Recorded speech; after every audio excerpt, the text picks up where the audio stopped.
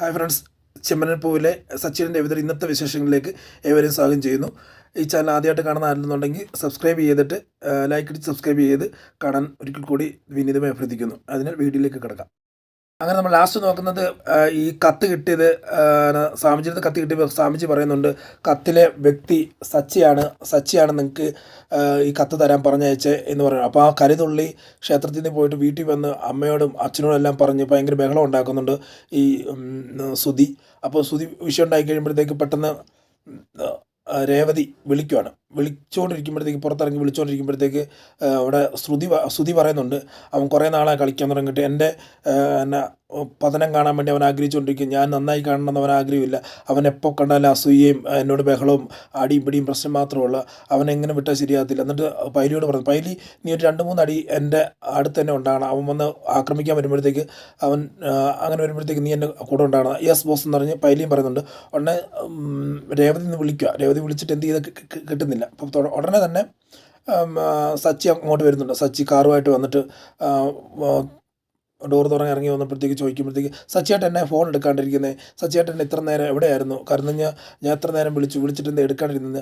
ഞാൻ ഇങ്ങോട്ട് വരുന്നതുകൊണ്ടാണ് ഞാൻ ഫോൺ എടുക്കാണ്ടിരുന്നത് എന്ന് സച്ചി പറയുന്നുണ്ട്. എന്നാ പറയാം, എന്താ വിളിച്ച കാര്യം എന്ന് വെച്ചാൽ, അല്ല ഇവിടെ നമുക്ക് നീ എന്നെ കാണാതിരിക്കാൻ പറ്റത്തില്ലേ എല്ലാം എന്ന് ചോദിച്ചുകൊണ്ടിരിക്കും.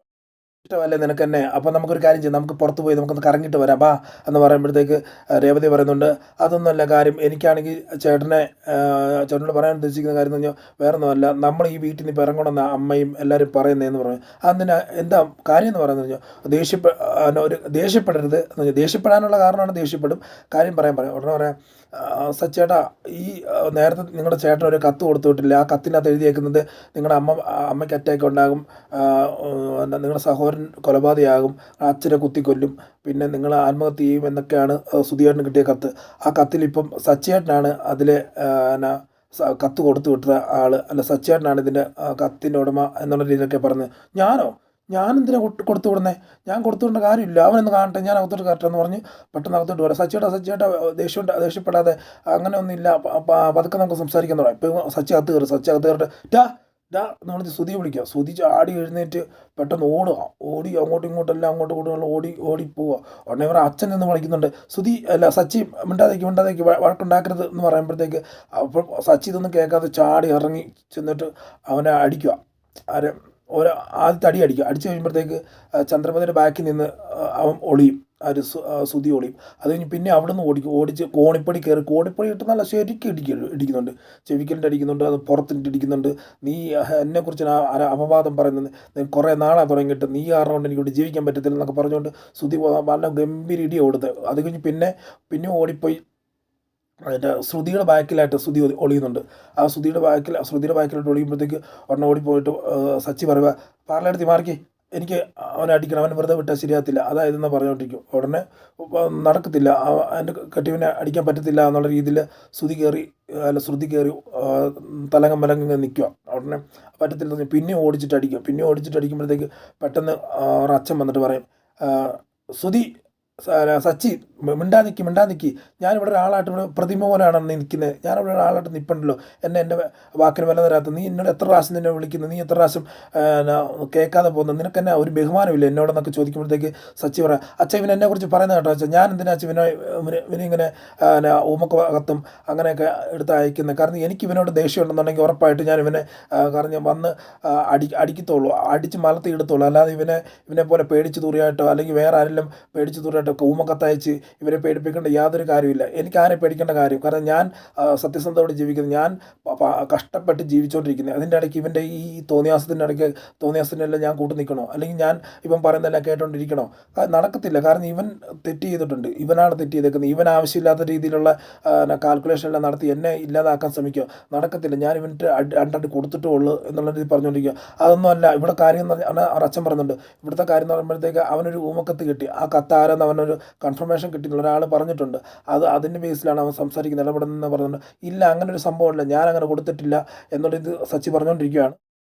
അങ്ങനെ സുധിയെ അടിക്കാൻ വേണ്ടി പിന്നെയും അവൻ കൈ ഓങ്ങുമ്പോഴത്തേക്ക് സുധി ചാടി പൈലിയോട് പറയാം, പൈലി നീ എന്തിനാ നോക്കി നിൽക്കുന്നേ, അടിക്കടവനെ എന്തിനാ നോക്കി നിൽക്കുന്നതെന്ന് പറയുമ്പോഴത്തേക്ക് ഇല്ല ബോസ് ഞാൻ അടിക്കത്തില്ല ബോസ്, കാര്യം ഇത് നിങ്ങളുടെ കുടുംബ വിഷയം, അതുകൊണ്ട് ഞാൻ ഇടപെടത്തില്ല ബോസ്, നിങ്ങളുടെ അനുവാദം കിട്ടത്തില്ല, ഞാൻ അനുവാദം എപ്പോഴേ തന്നിരിക്കുന്നു, അടിക്കങ്ങോട്ട് എന്ന് പറയുമ്പോഴത്തേക്ക് പൈലി എന്നാൽ ശരി അടിക്കാമെന്ന് പറയും. ഉടനെ സുധീർ അച്ഛൻ പറയുക, എടാ ആവശ്യമില്ലാത്ത പരിപാടി കാണിക്കുക, നീ എന്തേ കാണിക്കുന്നത്, പുറത്തുനിന്ന് ഗുണ്ടകളൊക്കെ ഇറക്കിയാണ് കുടുംബത്തിനകത്ത് വിഷയം ഉണ്ടാക്കുന്നത്, ഇതൊരു കുടുംബമാണ്, നീ അത് മനസ്സിലാക്കുന്നതെന്ന്.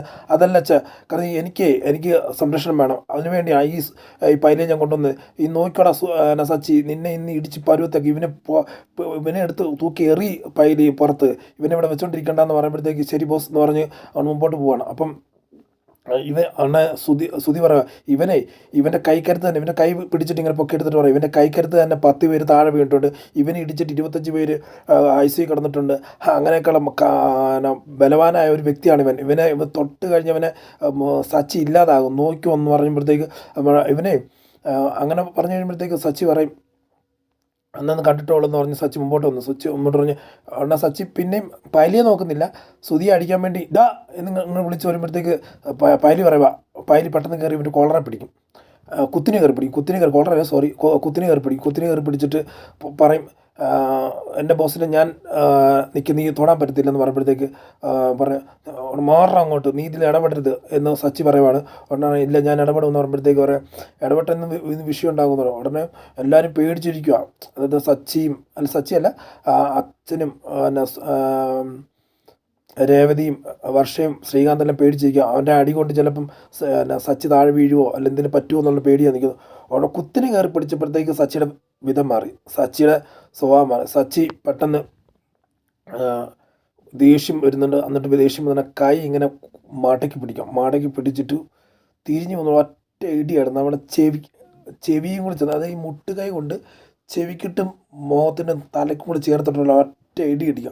ഇടിച്ച് കഴിയുമ്പോൾ നോക്കുമ്പോഴത്തേക്ക് ഇതാണ് കറങ്ങി അടിച്ച് നേരെ ഇരിക്കുക ആര് പൈലി, ഒരു രക്ഷയില്ല, അതുപോലെ രീതിയിൽ മയങ്ങി വീഴും. ഉടനെ അതിന് ചുറ്റിനും 4-5 പേര് കൂടുക, അതായത് രേവതിയും അച്ഛനും ശ്രീകാന്ത് വർഷയും പിന്നെ അതുപോലെ സുധിയും എല്ലാവരും ചുറ്റിനും കൂടിയിട്ട് നോക്കുക.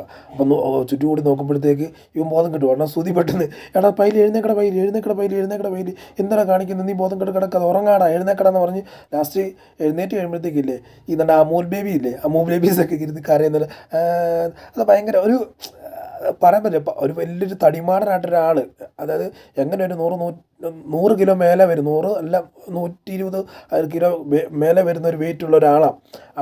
ഇരുന്ന് കരയുന്ന കാണുമ്പോൾ തന്നെ നമുക്ക് തന്നെ ഒരു ചിരി വരും. പിന്നെ അവിടെ കൂട്ടച്ചിരി എന്ന് പറഞ്ഞാൽ അത്രമാത്രം ചിരിച്ചുകൊണ്ടിരിക്കുക. എന്നെ ചെയ്യണമെന്ന് അറിയത്തില്ല സുധിക്ക്, കാരണം ഞാൻ നാണം കെട്ടി അതായത് അവൻ്റെ ബോഡി കടന്നു പറഞ്ഞാൽ അത്ര ബലവാനായിട്ടൊരു വ്യക്തിയാണെന്ന് പറഞ്ഞത്. പക്ഷേ ഇപ്പം നോക്കുമ്പോഴത്തേക്ക് ശരിക്കും തറയെ കിടക്കുക അവൻ്റെ ബലവാന വ്യക്തി.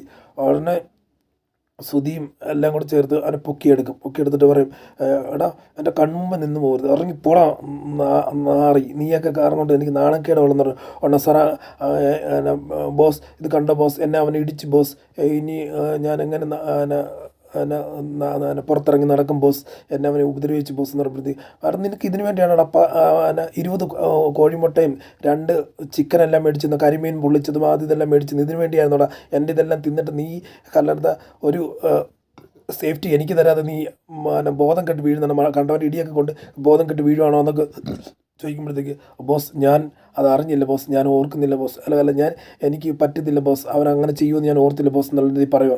ഉടനെ ബോസ് ഞാൻ നാളെ വരട്ടെ ബോസ് എന്ന് പറയുമ്പോൾ മര്യാദയ്ക്കിരുന്നോളൂ, നീ ഇവിടെ ഇനി മേലെ എന്നെ കൺമുൻപിൽ കണ്ടുപോലും നീ നിൻ്റെ രീതി ഇറങ്ങി പൊക്കോണം, ഒരിക്കലും ഇനി എൻ്റെ മുമ്പേ വന്നേക്കരുത്, ഇറങ്ങടാ ഇവിടുന്ന് പുറത്ത് പോടാന്ന് പറയുമ്പോൾ ബോസ് അങ്ങനെ പറഞ്ഞു. ഒന്നും കൂടെ ആലോചിക്കുമ്പോൾ ഒന്നും ആലോചിക്കാനില്ല, നീ എൻ്റെ ഷോറൂമിൻ്റെ പരിസരത്ത് വല്ലതും വന്നിട്ടുണ്ടെങ്കിൽ നിന്നെ ഇല്ലാതാക്കി കളയും, ഞാൻ തീർത്ത് കളയുന്നുള്ള രീതി പറയുവാണ്. ഉടനെ വർഷയും ശ്രീകാന്തും പറയും, ഇവനാണോ 25 പേര് ഇടിച്ചിട്ട് ഹോസ്പിറ്റലിൽ ICUലായി എന്ന് പറഞ്ഞെന്ന് പറയുമ്പോഴത്തേക്ക് അവർ അച്ഛനും ചിരിക്കുവാണ്. അതുപോലെ ശ്രീകാന്ത് പറയാതെ ഇവനെ ഇടിച്ചിട്ട് ഇവനായിരിക്കും ICUയിൽ 25 പ്രാവശ്യം കിടന്നെന്ന് പറയുമ്പോൾ ഉടനെ അയ്യോ നാണക്കേട് കൊണ്ട് നിൽക്കാൻ പറ്റുന്നില്ല ആർക്കും അവിടെ സുധിക്ക്. അപ്പം ഇതിനു മുമ്പേ ഈ അടി ഉണ്ടാകുന്ന മുമ്പേ അച്ഛൻ പറയുന്ന അല്ലാതെ ചന്ദ്രമതി പറയുന്നുണ്ട് കൊടുക്ക് കൊടുക്ക് എന്ന്. അതായത് സ്വന്തം മകനെ അടിക്കാൻ വേണ്ടി ചന്ദ്രമതി അവിടെ നിന്ന് സപ്പോർട്ട് ചെയ്യുക, ശ്രുതിക്ക് സപ്പോർട്ട് ചെയ്യുക, പൈരിയെ കൊണ്ട് അടുപ്പിക്കാൻ വേണ്ടി. അപ്പം അച്ഛൻ പറയുന്നുണ്ട്, നീ ഇതിനെല്ലാം വളം വെച്ച് കൊടുക്കുകയാണ്, നിൻ്റെ മകൻ അതുപോലെ ഒരു നോട്ടം ഇല്ലാതെയാണ് നീ എല്ലാവർക്കും വളം വെച്ച് കൊടുക്കുന്നത് എന്നുള്ള രീതി ചോദിക്കുന്നുണ്ട്. ആ ചോദ്യം കേട്ട് ശ്രുതി ചന്ദ്രമതി വലിയ മൈൻഡൊന്നുമില്ല. പക്ഷേ ഈ പൈരി അടി കൊണ്ട് താഴെ വീണെന്ന് പറയുമ്പോഴത്തേക്ക് ചന്ദ്രമതിക്ക് അത് ഭയങ്കര ഒരു ചളിപ്പ് പറ്റിപ്പോ, എന്താ അതായത് ഭയങ്കര ഒരു അബദ്ധം പറ്റിയതുപോലെ ആയിപ്പോയി. അത്ര രീതിയിൽ കാരണം നാണം കെട്ട് നിൽക്കുന്നൊരവസ്ഥ ആയിരുന്നു ചന്ദ്രമതിക്കുണ്ടായത്. അത് കഴിഞ്ഞപ്പോൾ പെട്ടെന്ന് ചന്ദ്രമതി മിണ്ടാതെ നിൽക്കുക. അത് കഴിഞ്ഞുകൊണ്ട് ഇവനെ ഇറങ്ങി പോടാന്നൊക്കെ പറഞ്ഞ് അവനെ കഴുത്തിന് പിടിച്ച് തള്ളി ഇറക്കി കൊണ്ട് പൈലിയെ പിടിച്ച് ശ്രുതി കൊണ്ട് പുറത്തിറക്കി വിടുന്നൊരു സീനാണ് നമ്മൾ ലാസ്റ്റൊക്കെ ആയിട്ട് നമ്മുടെ ഇതിൽ കാണുന്നത്. അത് കഴിഞ്ഞ് പിന്നെയും അകത്തോട്ട് കയറി വന്നിട്ട് ശ്രുതി അകത്തോട്ട് കയറി പോകുന്നിടത്ത് ഇവൻ വിളിക്കുന്നുണ്ട്, സച്ചി വിളിക്കുന്നുണ്ട്, ഡാ നിൽക്കടാ, ഇതിനൊരു തീരുമാനം എത്തിയിട്ട് പോയാൽ മതി എന്ന് പറയും. എന്ത് തീരുമാനം എന്ന് പറയും. അപ്പം എന്ത് തീരുമാനം എന്ന് പറയുമ്പോഴത്തേക്ക് ഇവന് ദേഷ്യം വരിക. സച്ചിക്ക് കൈ ചുരുട്ടുന്ന കാണുമ്പോഴത്തേക്ക് ശ്രുതി സ്വയം പറയും, അയ്യോ അവൻ കൈ ചുരുട്ടുന്നുണ്ട്, അടുത്ത ഇടി എനിക്കുള്ളതായിരിക്കും, അവൻ പൈലിയെങ്കിലും താഴെ വീണു, പക്ഷേ ഇവൻ്റെ ഇടി കൊണ്ട് ഞാൻ IC തന്നെയായിരിക്കും, അതുകൊണ്ട് ഇനിയിപ്പം പുറത്തോട്ട് പോയി കഴിഞ്ഞാൽ നാണക്കേടാകും, പുറത്തോട്ട് ഓടിക്കഴിഞ്ഞാൽ നാണക്കേടാണ്, അകത്തോട്ട് വന്നു കഴിഞ്ഞാൽ പോലും അത് അകത്തോട്ട് ഓടിക്കുന്ന നാണക്കേടാ, പക്ഷേ ഇനി ഇവിടെ നിന്ന് കൊള്ളാം, എന്താണെന്ന് പറയാമെന്ന് വെച്ചാൽ ഉടനെ ഒരു കാര്യം പറയാം, നമുക്ക് സംസാരിച്ച് ചേർക്കാമെന്ന് ശ്രുതി പറയും. ഉടനെ പറഞ്ഞാൽ സച്ചി പറയുക, നീ കുറച്ചു മുമ്പ് അങ്ങനെയല്ലല്ലോ പറഞ്ഞേ, സംസാരിക്കണം, നിന്നെ എന്നെ ഇടിച്ചിട്ടുള്ള കാര്യങ്ങളൊന്നുമില്ല, അത് ഞാൻ അപ്പോഴങ്ങനെ പറഞ്ഞെങ്കിൽ ഇപ്പം അങ്ങനെയല്ല, ഇപ്പം ഇടിച്ച് തീർക്കണം, നമുക്ക് സംസാരിച്ച് തന്നെ തീർക്കാമെന്ന് പറയുക. ഉടനെ സച്ചി പറയുക, അപ്പം അങ്ങനെ നോക്കാം, എന്താ സംസാരിക്കണം, നിനക്ക് എന്നാ സംസാരിക്കാനുള്ളതെന്ന് പറയുക. ഉടനെ സച്ചി പറയുക, എടാ നീ ഉദ്ദേശിക്കുന്ന പോലെ കാരണം കണ്ട ആൾക്കാരെ കൊണ്ടുവന്ന് എന്നെ ഇടിപ്പിക്കാൻ നോക്കുമ്പോഴത്തേക്ക് നീ മനസ്സിലാക്കണം, നിന്നെ വളർത്തിയത് നിൻ്റെ അമ്മയാണ്, നിന്നെ വളർത്തിയത് നിൻ്റെ ചന്ദ്രമതിയാണ്, പക്ഷേ എന്നെ വളർത്തിയത് അച്ഛമ്മയാണ്, അതിനനുസരിച്ച് എൻ്റെ ബലം ഉണ്ടാവണമെന്ന് പറയുമ്പോഴത്തേക്ക് ഉടനെ പെട്ടെന്ന് രേവതി തുള്ളിച്ചാടിയിട്ട് കൈ കൊടുത്തിട്ട് സൂപ്പർ സച്ചിയാട്ടാ, സൂപ്പർ ഷോട്ട്, സൂപ്പറായിട്ട് അടിച്ചു, സൂപ്പറായി എന്ന് പറയുമ്പോഴത്തേക്ക് പിന്നെ അവരുടെ അച്ഛനും പറയുക, അത് പറയുമല്ല എല്ലാവരും നിന്ന് ചിരിക്കുക, അത് വർഷയും ശ്രീകാന്തും എല്ലാം ചിരിക്കുക. ഇതിൽ ശ്രുതിക്ക് ഒന്നിനും പറ്റാത്ത അവസ്ഥയാണ്. ശ്രുതി ഇങ്ങനെ നിന്ന് കേട്ടോണ്ടിരിക്കുക എല്ലാം. കാരണം ശ്രുതിക്കറിയാലോ ഇവിടുത്തെ കാര്യങ്ങൾ എന്താ, ഈ വിഷയങ്ങൾ ഉണ്ടാകാനുള്ള കാരണം എന്താണെന്നൊക്കെ ശ്രുതിക്കറിയാം. പക്ഷെ ശ്രുതിക്കും ഇടി കൊള്ളതുകൊണ്ട്, അത് പൈലി ഇടി കൊള്ളതുകൊണ്ട് ചളിപ്പ് പറ്റി അല്ലെങ്കിൽ നാണം കെട്ടി നിൽക്കുന്നൊരവസ്ഥയാണ് കാണുന്നത്. അപ്പോൾ തന്നെ അവർ അച്ഛൻ ഇടപെടുകയാണ്, എടാ സച്ചി, നീ ആവശ്യമില്ലാത്തത് അടിക്കാനും പിടിക്കാനൊന്നും പോകരുത്, കാരണം എന്ന് കഴിഞ്ഞാൽ ഇത് ഒരു കുടുംബമാണ്, ഇവിടെ കിടന്ന് ബഹളം ഉണ്ടാക്കാൻ പറ്റത്തൊന്നുമില്ല, നമ്മളെന്താണ് സംസാരിച്ച് തീർക്കാമെന്ന് പറഞ്ഞിരിക്കുക. അപ്പം വന്നിരിക്കും, അപ്പം എല്ലാവരും ചർച്ചയ്ക്ക് വന്നിരുന്ന് സംസാരിച്ചുകൊണ്ടിരിക്കുമ്പോഴത്തേക്ക് സച്ചി തന്നെയാണ് ഇത് പിന്നെ കത്തെഴുതിയത്, അല്ലെങ്കിൽ പിന്നെ സച്ചിയുടെ പേര് ആ സ്വാമി പറയേണ്ട ആവശ്യമുണ്ടോ എന്ന് ചോദിക്കുക.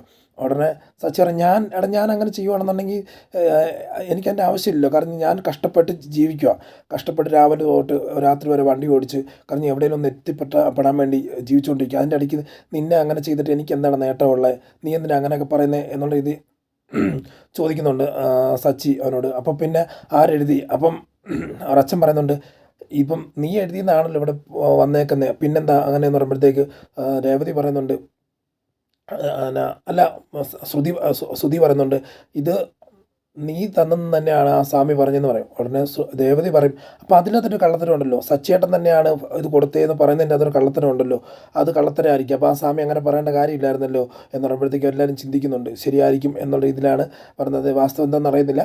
അപ്പം ശരിക്കും വർഷയൊക്കെ പറയുന്നുണ്ട്, അങ്ങനെ സച്ചിയേട്ടൻ കൊടുക്കാൻ ചാൻസ് ഇല്ല എന്ന് പറയുന്നുണ്ട്. ഉടനെ ചന്ദ്രമതി പറയുക, കാരണം നീ തന്നെ ആയിരിക്കും കൊടുത്തത്, കാരണം അല്ലെന്നുണ്ടെങ്കിൽ ആദ്യത്തെ ലെറ്ററിനകത്ത് എനിക്ക് അറ്റാക്ക് വരും എന്നൊക്കെ എഴുതിയിട്ടുണ്ടല്ലോ, ഞാൻ ചത്ത് കാണാൻ വേണ്ടി നീയൊക്കെ ആഗ്രഹിക്കുന്ന ഇത് പറയുമ്പോഴത്തേക്ക് വർഷ പറയുമ്പോൾ, ആൻറ്റി ഇപ്പം തന്നെ ആൻറ്റി അങ്ങനെ പറഞ്ഞുകൊണ്ടിരിക്കുമല്ലേ, ഇപ്പം തന്നെ ഈ ഇത്രയും ആൻറ്റി ഈ ടെൻഷൻ അടിച്ച് തന്നെ ഇപ്പം അറ്റാക്ക് വരും, അപ്പോൾ അത് വിടാൻ ആൻറ്റി എന്ന് അപ്പോൾ പറയുക. ഉടനെ അത് കഴിഞ്ഞുടനെ ഇവർ ചർച്ച നടത്തിക്കൊണ്ടിരിക്കും. ഇപ്പോൾ പറയുക, എടാ നിന്നെ വീഴ്ത്താൻ വേണ്ടി അല്ല നിന്നെ ഇല്ലാതാക്കാൻ വേണ്ടി ആരും ചെയ്തായിരിക്കും, എനിക്ക് അതിൻ്റെ ആവശ്യമൊന്നും ഇല്ലയെന്ന് സച്ചി പറയും. എന്നിട്ട് പറയുക, ഇത് ചിലപ്പം ആ സ്വാമി കള്ളത്തരം കാണിക്കണം, നിനക്ക് എന്നാൽ പിന്നെ ആ സമയത്ത് എന്നെ വിളിക്കത്തില്ല, ആ സ്വാമി പറഞ്ഞ സമയത്ത് സ്വാമി ഞാനാണെന്ന് പറഞ്ഞ സമയത്ത് എന്നെ വിളിക്കത്തില്ലായിരുന്നു ചോദിക്കുമ്പോഴത്തേക്ക് ഉടനെ ഇതിനു മുമ്പേ ഇതാരാ പറഞ്ഞെന്ന് ചോദിക്കുന്നുണ്ട്. ഉടനെ ഇതാരാ പറഞ്ഞ എന്താ പറഞ്ഞെന്ന് ചോദിക്കുമ്പോഴത്തേക്ക് പാർലമെടുത്തി അതായത് ശ്രുതി പറയുന്നുണ്ട് ഇന്നപോലെ ഞങ്ങൾ ക്ഷേത്രത്തിൽ പോയപ്പോൾ അവിടുത്തെ സ്വാമിയാണ് ലെറ്റർ കൊടുത്തത്. ലെറ്റർ കൊടുത്തിട്ട് ഫോട്ടോ കാണിച്ചപ്പോഴത്തേക്ക് സച്ചിയാണ് ഈ ലെറ്റർ കൊടുത്തത് എന്ന് കറക്റ്റായിട്ട് പറഞ്ഞെന്ന് പറയുമ്പോഴത്തേക്ക് അത് അങ്ങനെ ആണ് ഇത്തിരി കൂടെ ശാന്തനായിട്ട് ഇരിക്കുന്നത് സച്ചിയും വീട്ടുകാരെല്ലാം.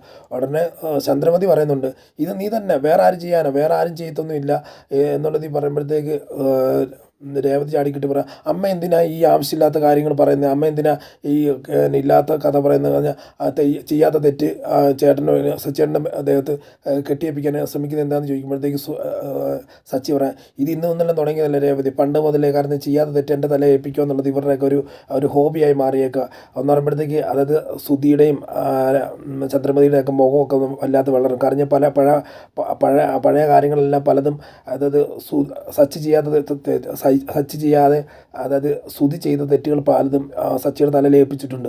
അപ്പോൾ അതൊക്കെ ഓർത്തിട്ട് അവർ വല്ലാണ്ടിരിക്കും. ഉടനെ അച്ഛൻ പറയും ഇനി ഈ കേസ് ഇവിടെ വിടുക, കാരണം എന്താണെന്ന് നമുക്ക് അന്വേഷിക്കാം, ശ്രുതിയല്ല തെറ്റ് ചെയ്തേക്ക് അല്ല സച്ചിയല്ല തെറ്റ് ചെയ്തേക്കെന്ന് പറയും. ഉടനെ വർഷ പറയും അത് ചിലപ്പം ആരെങ്കിലും കാശ് കൊടുത്ത അല്ല ആരെങ്കിലും ഈ ലെറ്റർ കൊടുത്ത് കാശ് അടിക്കാൻ വേണ്ടിയാണല്ലോ എന്ന് പറയുമ്പോഴത്തേക്ക് ശ്രുതി പറയുന്നുണ്ട് അങ്ങനെ ഇതുവരെയായിട്ട് അവൻ ആരും എൻ്റെ അടുത്ത് കാശ് ആവശ്യപ്പെട്ടില്ല, പിന്നെന്തിനാ ആരും കാശ് ആവശ്യപ്പെട്ട്. ഉടനെ സച്ചി പറയും കാശ് ആവശ്യപ്പെട്ടിട്ടില്ലെങ്കിൽ നിനക്ക് വേറെ എന്തോ ഒരു പണി വരുന്നുണ്ട് മോനെ, നീ സൂക്ഷിച്ചിരുന്നോ. ഉടനെ അടുത്തുനിന്ന് പേടിക്കുക, കാരണം ഇത് കാശ് ആവശ്യപ്പെട്ടില്ല എന്നുണ്ടെങ്കിൽ വേറെ എന്തെങ്കിലും ആയിരിക്കും, ഒന്നെങ്കിൽ നീ വല്ലതും തെറ്റ് ചെയ്തിട്ടുണ്ടായിരിക്കും. ഉടനെ നീ ആവശ്യമെന്ന് പറഞ്ഞു ഞാനൊന്നും തെറ്റ് ചെയ്തിട്ടില്ല. ശ്രുതി പറയുമോ ഞാനൊന്നും തെറ്റ് ചെയ്തിട്ടില്ല, ഞാനെന്താ തെറ്റ് ചെയ്തത്, ഞാനെന്തിനാ ആരെ പേടിക്കണ്ടേ എന്ന് പറയുമ്പോഴത്തേക്ക് സച്ചി പറഞ്ഞു നീ തെറ്റ് ചെയ്തില്ല, നിൻ്റെ കൂട്ടത്തിൽ ആരും തെറ്റ് ചെയ്തിട്ടുണ്ടെങ്കിൽ അതിനനുസരിച്ച് എന്തോ അവർക്ക് വലിയ പ്ലാനുണ്ട്, ആ പ്ലാനിൽ നീ കുടുങ്ങാൻ പോകണം മോനെ എന്നുള്ള രീതി സച്ചി പറയുന്നുണ്ട്. അങ്ങനെയാണ് ഇന്നത്തെ സീൻ അവസാനിക്കുന്നത്. അതിനാൽ വ്യൂവേഴ്സ് നിങ്ങളുടെ ഓരോരുത്തരും സപ്പോർട്ട് കൂടുതലായിട്ട് ആഗ്രഹിക്കുന്നുണ്ട്. ഇത്തിരി ലേറ്റ് ആകുന്നുണ്ട്, ഞാൻ എൻ്റെതായിട്ട് വർക്കിൻ്റെയും കാര്യങ്ങളൊക്കെ ആയതുകൊണ്ടാണ്. ഇനി വരുന്ന ദിവസങ്ങളിൽ നേരത്തെ വീഡിയോസ് ഇടാൻ ആഗ്രഹിക്കുന്നുണ്ട്. നിങ്ങളുടെ ഓരോരുത്തരും സപ്പോർട്ട് ഞാൻ ആവശ്യപ്പെട്ടുകൊണ്ട് അതായത് ലൈക്ക് അടിച്ച് സബ്സ്ക്രൈബ് ചെയ്ത് ചാനൽ കാണാൻ വേണ്ടി ആവശ്യപ്പെടുന്നു. അതിനാൽ നിങ്ങളുടെ ഓരോരുത്തരും കൂടുതൽ സപ്പോർട്ട് ചോദിച്ചുകൊണ്ട് ഇന്നത്തെ വീഡിയോയിൽ നിന്നും ഇവിടെ പറയുന്നു. Signing off.